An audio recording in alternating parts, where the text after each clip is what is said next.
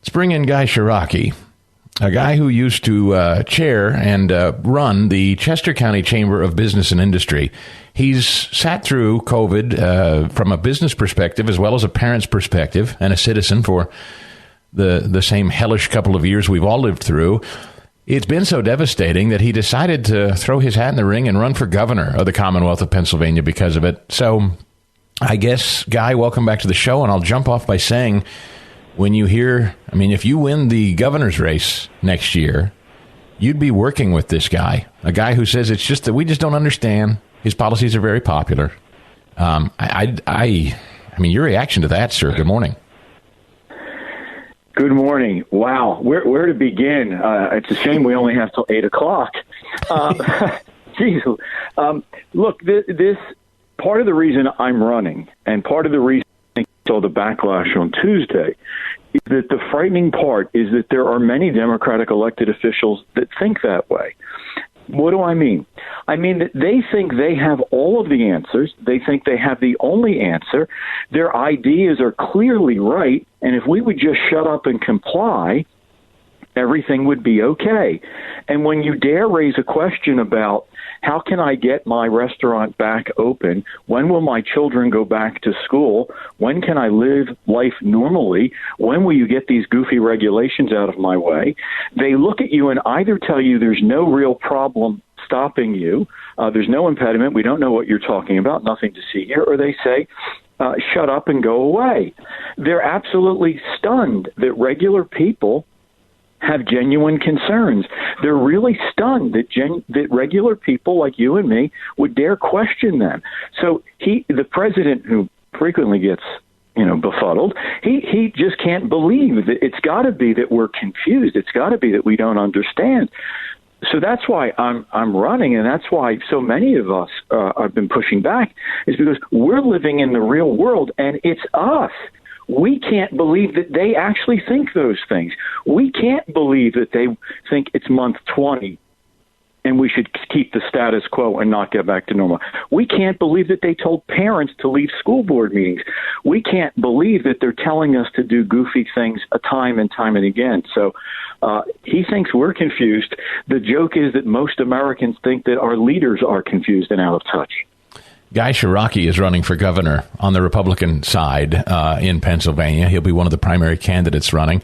And Guy4Gov, by the way, is his website, Guy4Gov, if you want to check out more and read more. Guy, the election in Virginia, you had to have been watching it since you've decided to run for governor here in Pennsylvania. And, by the way, neighboring New Jersey while we're at it. How do you read what happened in those states? And I'll throw in on top of it simply because we have former President Trump coming up at 8:00.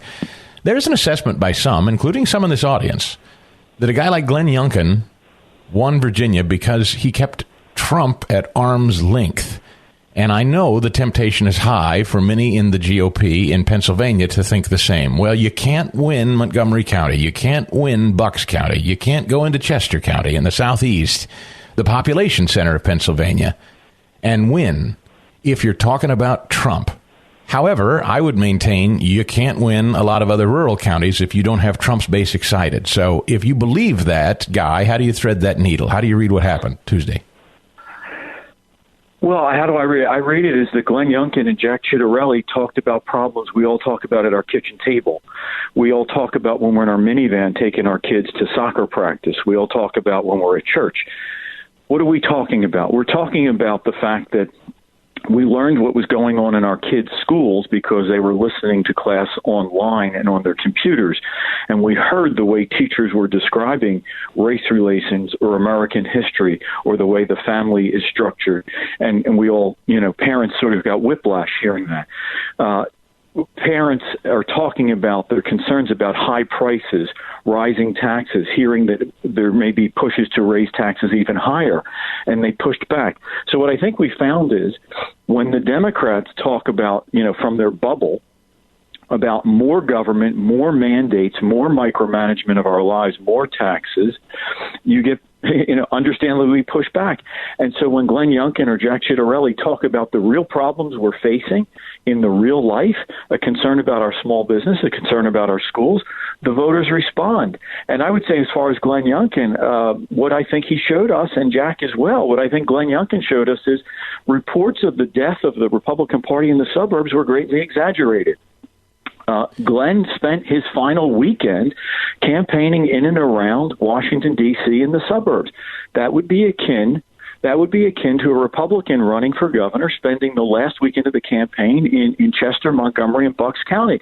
An indication that we're going to take the fight to them, that we've not forgotten the suburbs, that we haven't written them off. And I think the reason that our candidates were so successful is we talked about real issues that truly matter to people, and we took that message.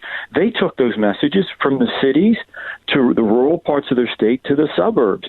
And I don't think any Republican who wants to write off any part of the state is going to be successful, nor should he or she be. You have to take this fight everywhere.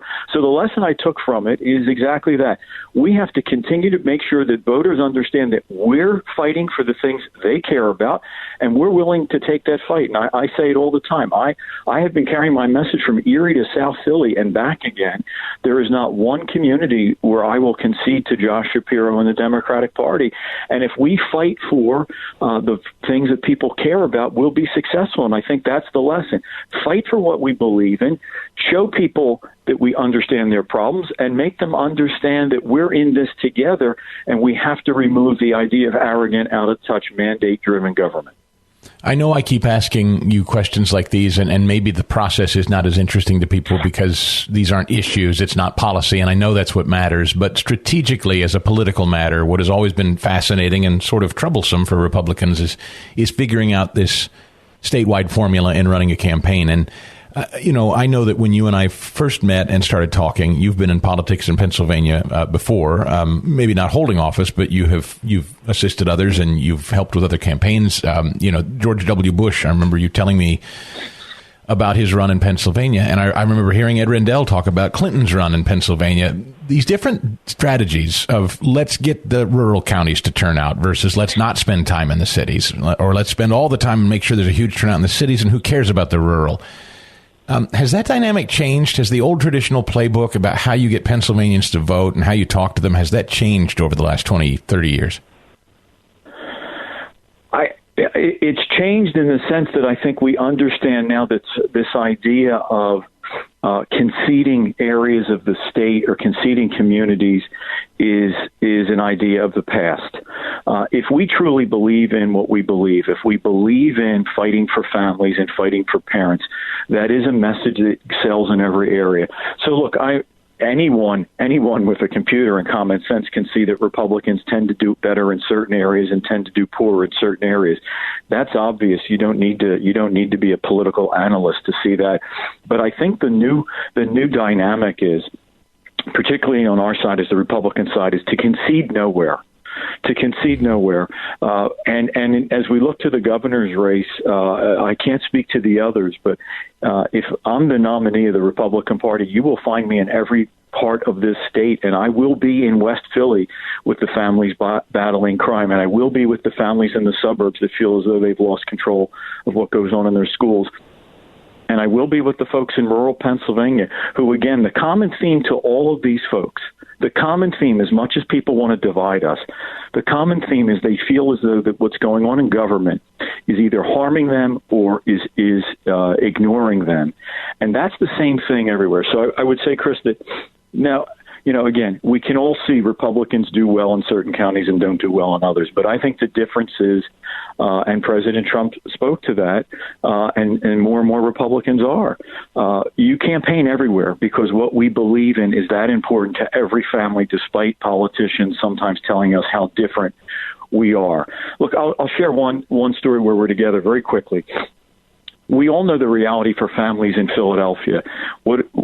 What happens? Your kids get to be about 5 or 6, and you have that conversation at the kitchen table, and you're either going to send them to Catholic school or you're going to move to South Jersey or the suburbs to rescue them from a failing public district.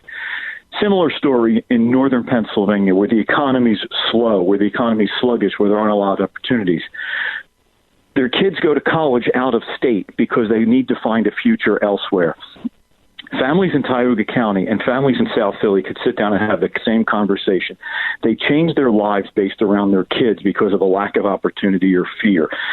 We need to talk about the fact, stop explaining to people how different we are, and remind everyone how much we have in common, how much we care about our families, how much we care about our communities. And that's a universal message everywhere, and our party should not be afraid or hesitant to take it anywhere. Do you still have concern? I can't, it seems like every time we talk, it's like there's only so much you can do as a candidate. So I recognize that. But it's still a reality that there's so many Pennsylvanians at this hour who are deeply disturbed about our elections process and our integrity in our elections. We just talked to Joe Gale this morning, who I know is also running for governor, but he's a Montgomery County commissioner. And he was here today to sound alarm bells about more trouble with ballots in Montgomery County and this mass mail-in voting process and these delayed counts in Philadelphia County. We talked with Hans von Spakovsky from Heritage Foundation about it. He said, we're the most corrupt city in the country for votes now, he said. He deemed it. This is a guy that studies it. So knowing that, and knowing that there are a lot of Pennsylvanians that just feel like the cake is baked and it's not in Republicans' favor, so maybe what the hell, I'm not even going to vote anymore. What do you say? This is still a real problem as we close in on a year before maybe you'd be on the ballot as a gubernatorial candidate. Well, first, we'll talk another time about Hans is your favorite guest. We'll talk about that another time, because I heard favorite that. Name. I mean, Shiroki's a cool name, but von Spakovsky, come on. That's, Hans von Spakovsky, please. I concede nothing. Anyway, no, look, here, two things. Look, even Hans said it, and it's true, right?